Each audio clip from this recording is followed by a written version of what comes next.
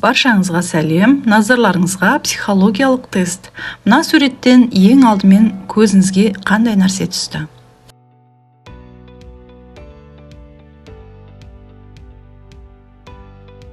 Ең алдымен алма көзіңізге түсті ме?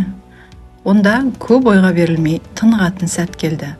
Сіз тыныш, бір қалыпты өміріңізді бұзатындай қателіктерге жол бермеуді қатты қадағалайтын өте дана адамсыз. Алма әу бастан-ақ даналықтың символы. Нәпсіге еріп, жолдан таюдың белгісі болып табылады. Соған қарағанда жаңалыққа жаныңыз құштар адамсыз. Және осындай жақсылыққа бастар жаңалықтар көп күттірмейді.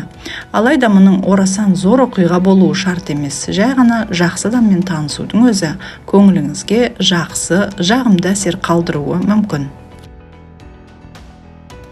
Ең алдымен көбелекті байқадыңыз ба? Көңіліңіз бір жақсылықтарды, қуанышты жағдайлардың болатынын сезіп, бір түрлі алабұртып, алып ұшқан күйде жүрсіз. Басқаша айтсақ, арманның қанатында қалықтап жүрсіз десек қателеспеспіз. Символға келсек, көбелек дегеніміз жансыз, әдемі емес қуыршақтан, әдемі де нәзік, жеңілтек тіршілік иесінің ұшып шығуын білдіреді. Ойланып көріңізші, өзіңіздің көптен бергі күткеніңізде осы емес пе еді? Алайда көбелек дәуірінің қысқа екенін ұмытпаңыз. Оған алдына қойған мақсаттарын тезірек орындап үлгеруі тиіс.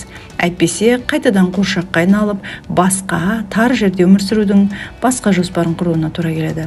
Сондықтан осы сәтті пайдаланып қалыңыз, ал проблемаларыңызды ойлауға уақыт жеткілікті. Құрт немесе шыбын, немесе екеуін де байқадыңыз дейік, яғни жәндіктер. Бұл сіздің ұсақ түйектерге дейін аңғару қабілетіңізді және осыған орай қорытынды жасай білу қабілетіңіз барын білдіреді. Сондай-ақ шынайы ниетіңізді жасырып, соңына дейін көрінбей қала алатын қабілетке де иесіз. Кейде бұл тіке шабуылға шыққаннан гөрі тиімдірек, бірақ аса шыдамдылықты керек етеді. Пышақ. Егер де сіз ең алдымен пышақты байқаған болсаңыз, бұл нені білдіреді? Сізге артық уайымдардан арылып, ескі өкпе реніштеріңізді ұмытуға ең қолайлы сәт туып тұр.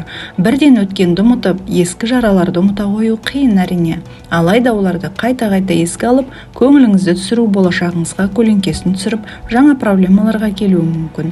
Бірақ 7 рет өлшеп, 1 ретке істеген халық даналығын да ескергеніңіз жөн. Сіздермен болған пайдалы психология арнасы. Көріскенше күн жақсы.